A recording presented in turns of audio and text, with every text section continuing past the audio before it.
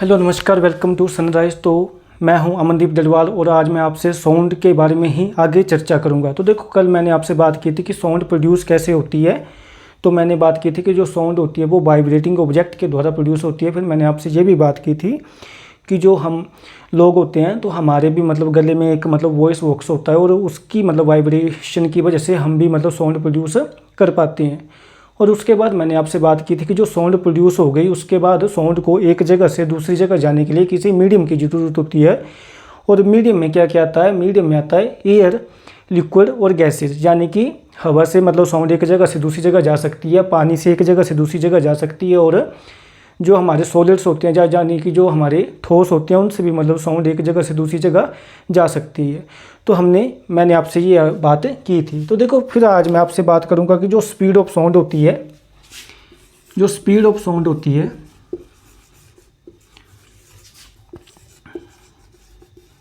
जो speed of sound होती है वो सबसे ज़्यादा तेज़ होती है सॉलिड में। यानी कि जो सॉलिड्स होते हैं उनमें जो साउंड की स्पीड होती है वो सबसे ज़्यादा तेज़ होती है। यानी कि जो साउंड होती है वो सॉलिड में सबसे ज़्यादा तेज़ी से आगे बढ़ती है। उसके बाद जो स्पीड होती है साउंड की वाटर में, तो देखो वाटर में भी जो साउंड की स्पीड होती है वो अच्छी खासी होती है, लेकिन वो सॉलिड से कम होती है। और जो साउंड की स्पीड होती है वो जो सबसे कम होती है वो होती है गैसेज में। यानी कि जो साउंड होती है वो जो सॉलिड बॉडी होती है उनमें वो सबसे तेज़ी से ट्रैवल करती है, उसके बाद लिक्विड में, और सबसे कम स्पीड से वो ट्रैवल करती है जो गैसेज होती हैं जैसे कि हवा वगैरह होती है। फिर देखो, आज मैं आपसे कुछ इंपॉर्टेंट टर्म्स के बारे में बात करूँगा। तो सबसे पहले देखो, हम बात करेंगे difference between oscillation and vibration.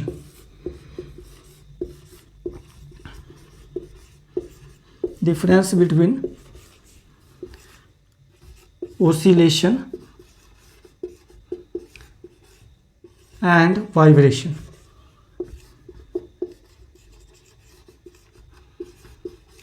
तो देखो बच्चों, सबसे पहले बात आती है कि ऑसिलेशन और वाइब्रेशन में क्या डिफरेंस होता है। तो देखो, इनमें बहुत ही थोड़ा सा डिफरेंस होता है। जैसे आप मान लो कि आपने जैसे पेंडुलम क्लॉक देखी होगी, जिसमें एक पेंडुलम जो घंटी वाली घड़ी होती है, जैसे पेंडुलम वाली, जिसमें पेंडुलम चलता है। तो आपने देखा होगा कि जैसे मान लो कि ये पेंडुलम है और ये इस पेंडुलम की मीन पोजीशन है, मीन पोजीशन है। तो देखो फिर क्या, जैसे मान लो कि ये अपनी मेन पोजीशन से मैं क्या करता हूँ, इसको यहाँ पे लेके चला जाता हूँ, और फिर मैं इसको क्या करता हूँ, जहाँ से इसको छोड़ता हूँ इस तरफ को, और ये यहाँ से इस तरफ तक आएगा, और फिर जब ये यहाँ से जहाँ तक वापस आएगा दोबारा, तो मैं बोलूँगा कि एक ऑसिलेशन कंप्लीट हो गई। तो देखो, ऑसिलेशन और वाइब्रेशन में यही फ़र्क होता है कि जो ऑसिलेशन होती है वो धीरे धीरे होती है। जैसे कि मान लो कि ये मेरा हाथ है, अगर वो ये ऐसे ऐसे चल रहा है तो मैं बोलूँगा कि ये ऑसिलेशन है। लेकिन यही मेरा हाथ अगर बहुत ही तेज़ी से ऐसे टू एंड फ्रो मोशन करने लगे तो मैं बोलूँगा कि ये वाइब्रेशन कर रहा है। तो देखो, यही छोटा सा डिफरेंस होता है ऑसिलेशन और वाइब्रेशन में। जो ऑसिलेशन होती है वो धीरे धीरे होती है, और जो वाइब्रेशन होती है वो बड़ी ही तेज़ी से होती है। फिर देखो, आगे मैं आपसे बात करूँगा वो एम्पलीट्यूड के बारे में। तो देखो, सबसे पहले बात आती है कि आपने देखा होगा कि जो कुछ साउंड्स होती हैं वो बड़ी ज़्यादा जोर की होती हैं, और ये कि कई साउंड्स की जो लाउडनेस होती है वो बड़ी ज़्यादा तेज़ होती है, और कुछ साउंड होती हैं वो बहुत ही हल्की सी होती हैं, उनकी ज़्यादा लाउडनेस नहीं होती। तो देखो, जो लाउडनेस होती है साउंड की, जो लाउडनेस होती है साउंड की वो उसके एम्पलीट्यूड पे डिपेंड करती है। फिर देखो, एम्पलीट्यूड क्या होता है। फिर क्वेश्चन आता है कि एम्पलीट्यूड क्या होता है। तो देखो, जैसे मैंने अभी आपसे पेंडुलम की बात की थी, तो जैसे मान लो कि ये फिर से एक पेंडुलम है।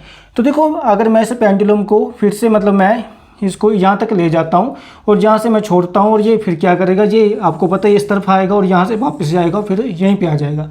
तो देखो, जब ये पेंडुलम है, यहाँ से मैंने छोड़ा और ये पूरा एक चक्कर लगा के यहीं पे वापस आ गया, तो मैं बोलूँगा कि इसने एक ऑसिलेशन कंप्लीट कर ली, यानी कि इसने एक चक्कर पूरा लगा लिया।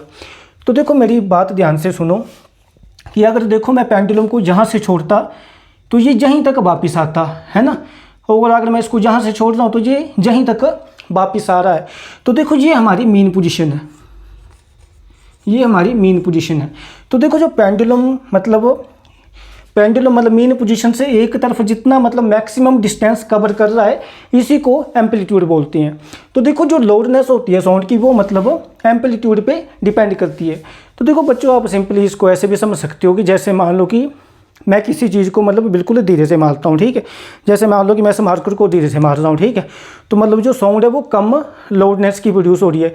लेकिन मान लो कि मैं इसको मतलब पूरे ज़ोर से मार देता हूँ, तो जो मतलब साउंड होगी वो बड़ी ज़्यादा लाउडनेस से प्रोड्यूस होगी, जब यानी कि बड़ी ज़्यादा ज़ोर से साउंड प्रोड्यूस होगी। तो देखो एम्पलीट्यूड का मतलब यही है सिंपली कि जो सॉलिड के जो पार्टिकल्स होते हैं, जब आप उनको ज़ोर से मारेंगे तो वो अपनी मेन पोजीशन से ज़्यादा दूर चले जाएंगे। तो अगर वो अपनी मेन पोजीशन से ज़्यादा दूर चले जाएंगे तो उनका एम्पलीट्यूड ज़्यादा होगा और उनकी जो लाउडनेस होगी वो भी ज़्यादा होगी। लेकिन मान लो कि अगर मैं इसको आप सॉलिड का एक पार्टिकल मान के चलो, तो अगर इसको मैं धीरे से मारूंगा तो ये मतलब कम दूरी तक की जाएगा, तो मैं बोलूँगा कि इसका एम्पलीट्यूड कम है और इसकी जो फिर लाउडनेस है वो भी कम होगी। तो मैं बोल सकता हूँ कि जो लाउडनेस होती है किसी साउंड की, जहाँ मतलब जैसे होती हैं कुछ आवाज़ें बड़ी ज़ोर की होती हैं, कुछ बड़ी हल्की होती हैं, तो वो डिपेंड करती है उसके एम्पलीट्यूड पे। तो ये मतलब इसके एम्पलीट्यूड पे डिपेंड करती है लाउडनेस ऑफ साउंड। फिर देखो मैं आपसे बात करूँगा अब टाइम पीरियड के बारे में। फिर मैं आपसे बात करूँगा टाइम पीरियड के बारे में।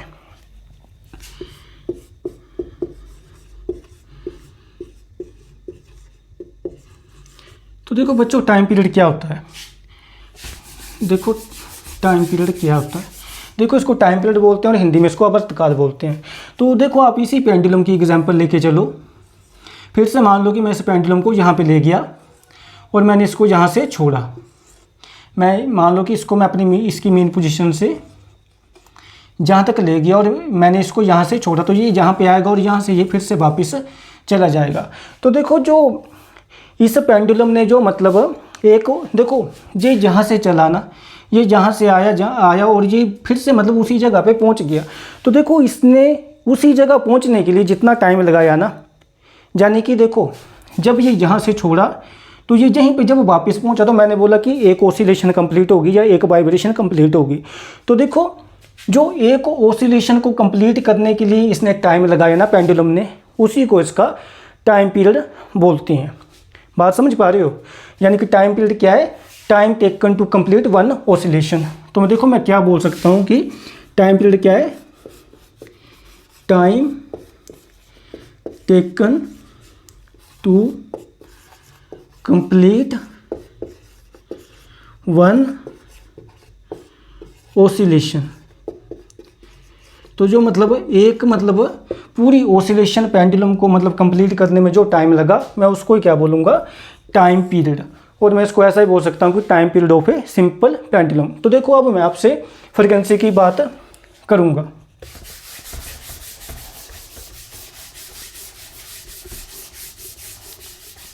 तो देखो फ्रीक्वेंसी क्या होती है।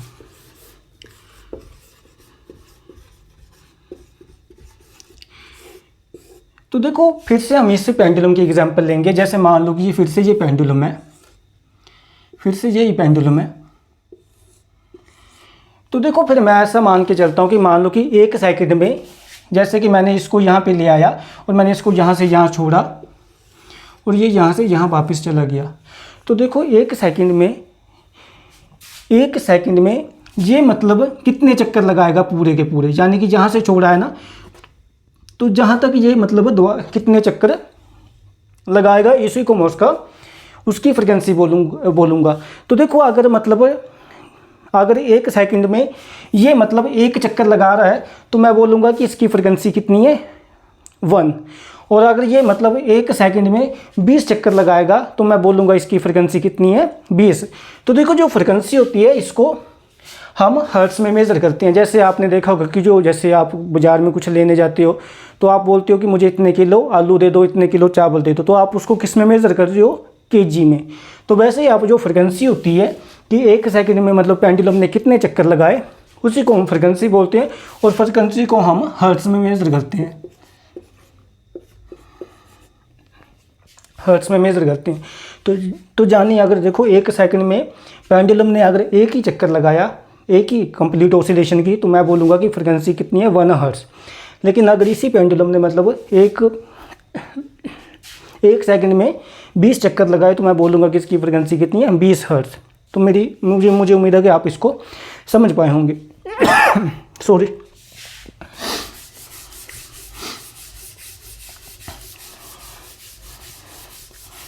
तो फिर देखो, आपने अपनी निजी ज़िंदगी में देखा होगा कि जैसे कुछ मतलब जैसे हम देखते हैं कि जो कुछ लड़कियां जो वगैरह होती हैं तो उनकी आवाज़ बड़ी ऐसे सुरीली सी होती है और बड़ी तीखी सी होती है, और जो लड़के होते हैं उनकी आवाज़ बड़ी भारी सी होती है। जब मतलब लड़के 18-19 साल की उम्र में पहुंचते हैं तो उनकी आवाज़ बड़ी भारी सी हो जाती है, और जो लड़कियाँ होती हैं उनकी आवाज़ बड़ी सुरीली सी होती है। तो देखो, जो हमें इसको ऐसा बोल सकते हैं कि जो लड़कियों की आवाज़ होती है उसमें श्रिलनेस ज़्यादा होती है, श्रिलनेस ज़्यादा होती है, यानी कि तीखी सी आवाज़ होती है लड़कियों की, और लड़कों की आवाज़ भारी होती है। तो देखो, ये लड़कियों की आवाज़ है वो तीखी क्यों होती है, इसकी देखो वजह होती है फ्रिक्वेंसी। तो देखो, जो लड़कियों की आवाज़ होती है उसमें जो फ्रिक्वेंसी होती है वो ज़्यादा होती है, यानी कि जो नंबर ऑफ वाइब्रेशंस पर सेकंड या नंबर ऑफ ऑसिलेशन पर सेकंड होती हैं वो लड़कियों द्वारा वो ज़्यादा प्रोड्यूस की जाती हैं। यानी कि जो लड़कियों की आवाज़ में फ्रिक्वेंसी होती है वो ज़्यादा होती है लड़कों की आवाज़ से। इसी वजह से जो लड़कियों की आवाज़ होती है वो बड़ी सुरीली सी होती है। तो देखो, जो आवाज़ जैसे बड़ी सुरीली सी या तीखी सी होती है उसको हम जैसे बोलते हैं कि पिच, उसको हम पिच बोलते हैं। तो देखो, जो पिच होती है वो लड़कियों की आवाज़ में ज़्यादा होती है, और ये डायरेक्टली प्रोपोर्शनल होती है फ्रिक्वेंसी की। तो यानी कि इसको देखो, हिंदी में पिच को तरत्व बोलते हैं। तो जो लड़कियों की आवाज़ में जो तरत्व होता है या पिच होती है वो ज़्यादा होती है, और ये ज़्यादा क्यों होती है, क्योंकि लड़कियों की आवाज़ की जो फ्रिक्वेंसी होती है वो ज़्यादा होती है, और इसी वजह से जो लड़कियों की आवाज़ है वो मतलब बड़ी ऐसे सुरीली सी या तीखी सी होती है। जैसे आप ढोल का भी एग्जाम्पल ले सकते हैं कि एक ढोल होता है तो उसकी आवाज़ तीखी नहीं होती, लेकिन एक सीटी होती है, बिसल होती है, उसकी आवाज़ बड़ी तीखी सी होती है। तो देखो, इसकी भी वजह यही है कि क्योंकि जो ढोल हम बजा रहे हैं उसकी जो वाइब्रेशन वगैरह होती हैं वो उनकी फ्रिक्वेंसी कम होती है, और जो सीटी होती है उसकी जो वाइब्रेशन होती है उनकी फ्रिक्वेंसी हाई होती है। इसी वजह से जो सीटी होती है उसकी आवाज़ भी तीखी होती है।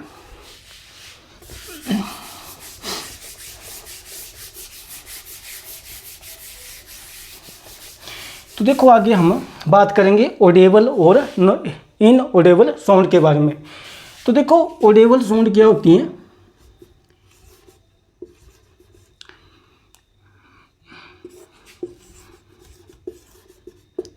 ऑडिबल और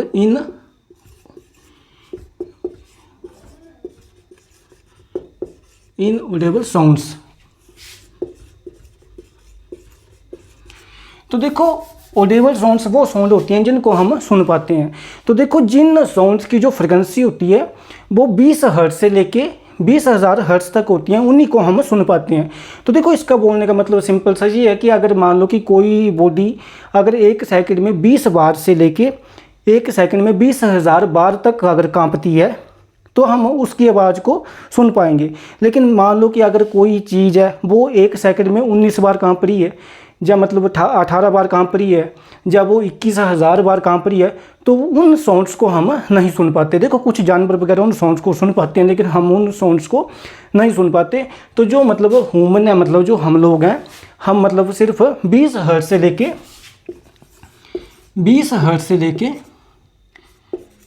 20,000 हर्ट्ज तक की साउंड्स को ही सुन पाते हैं। इससे ना आगे हम सुन पाएंगे और इससे ना कम हम सुन पाएंगे। मेरा बोलने का मतलब ये है कि अगर कोई ऑब्जेक्ट अगर वो वाइब्रेट कर रहा है और अगर वो 1 सेकंड में 20 से कम बार वाइब्रेट कर रहा है तो हम उसकी आवाज़ नहीं सुन पाएंगे। और अगर कोई ऑब्जेक्ट 1 सेकंड में 20,000 से ज़्यादा बार कांप रहा है तब भी हम उसकी आवाज़ को नहीं सुन पाएंगे।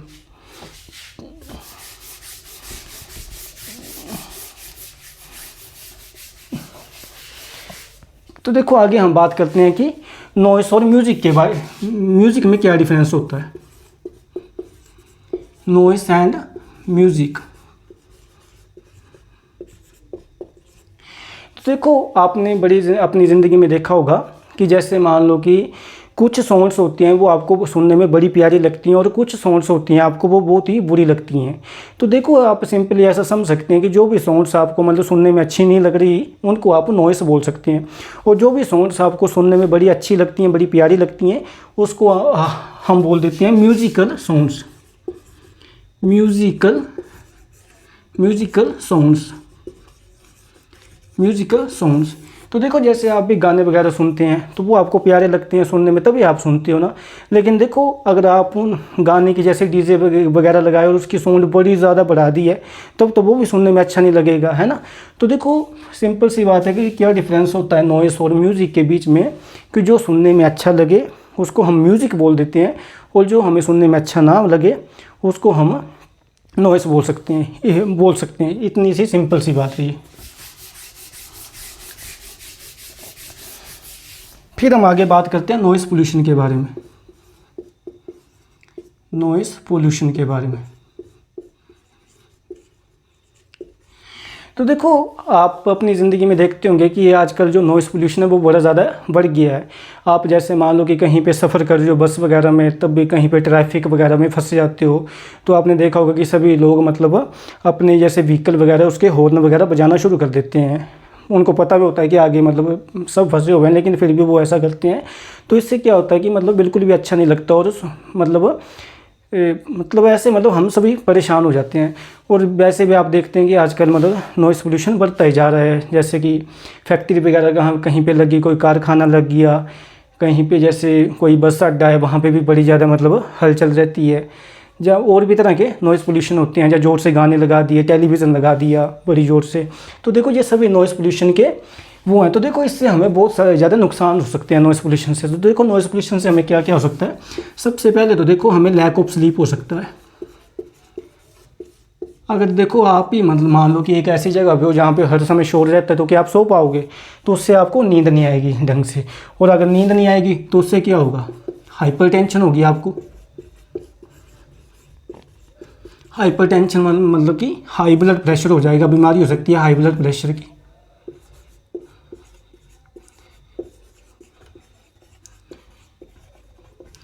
और देखो हाई ब्लड प्रेशर हो सकता है, और उसके देखो एंग्जाइटी हो सकती है आपको, आप तनाव में रह सकते हो, आप परेशान रह सकते हो। तो देखो ये नॉइस पोल्यूशन के मतलब वजह से ये चीज़ें आपको हो सकती हैं। फिर बात आती है कि हम नॉइस पोल्यूशन को कैसे मतलब कम कर सकते हैं।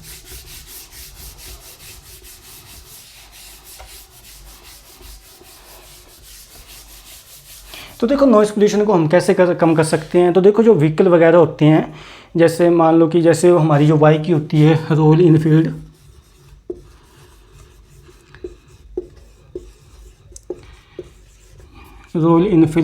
बुलेट। तो देखो इसमें क्या होता है कि इसमें मतलब जब कंपनी से आता है तो इसमें एक साइलेंसर लगा होता है।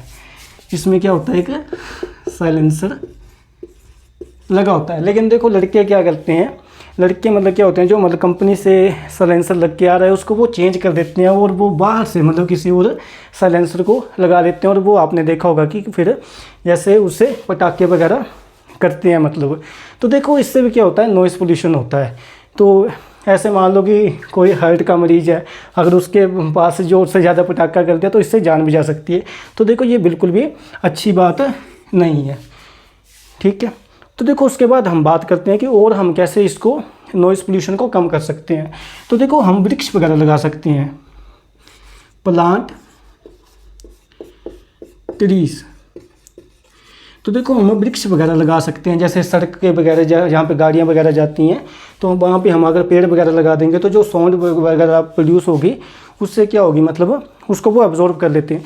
देखो आपने जैसे देखा होगा कि जैसे मान लो कि कहीं कोई नया घर बना है, अभी जैसे कमरा बिल्कुल खाली है, तो वहाँ पे आप ज़रा भी बोलते हो तो बहुत ज़ोर से आवाज़ आती है। लेकिन जैसे ही वहाँ पे कुछ सामान वगैरह रख दिया जाता है तो फिर वहाँ पे इतनी ज़्यादा साउंड प्रोड्यूस नहीं होती, क्योंकि जो वहाँ पे मटीरियल आपने रखा है वो उस साउंड को क्या करता है, वो एब्जॉर्ब कर लेता है।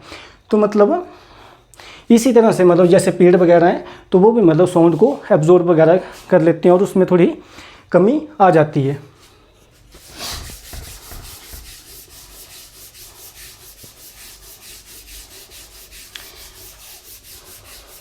और देखो जैसे और भी जैसे कि जहाँ पे हमारी सोसाइटी वगैरह होती है, जैसे जहाँ पे हमारे घर वगैरह होती हैं, तो वहाँ पे हम देखो ऐसा कर सकते हैं कि वहाँ पे कोई फैक्ट्री वगैरह ना लगाए, वहाँ पे मतलब जैसे कहीं पे घर है बड़े ज़्यादा तो वहाँ पे कोई कारखाना ना खुल जाए। तो मतलब इन चीज़ों का भी हमने ध्यान रखना चाहिए। तो देखो इसका भी एक छोटा सा पार्ट बचा हुआ है ह्यूमन ईयर, वो मैं अपनी नेक्स्ट वीडियो में करूँगा। मुझे उम्मीद है कि आप सभी को ये अच्छा लगा होगा। धन्यवाद।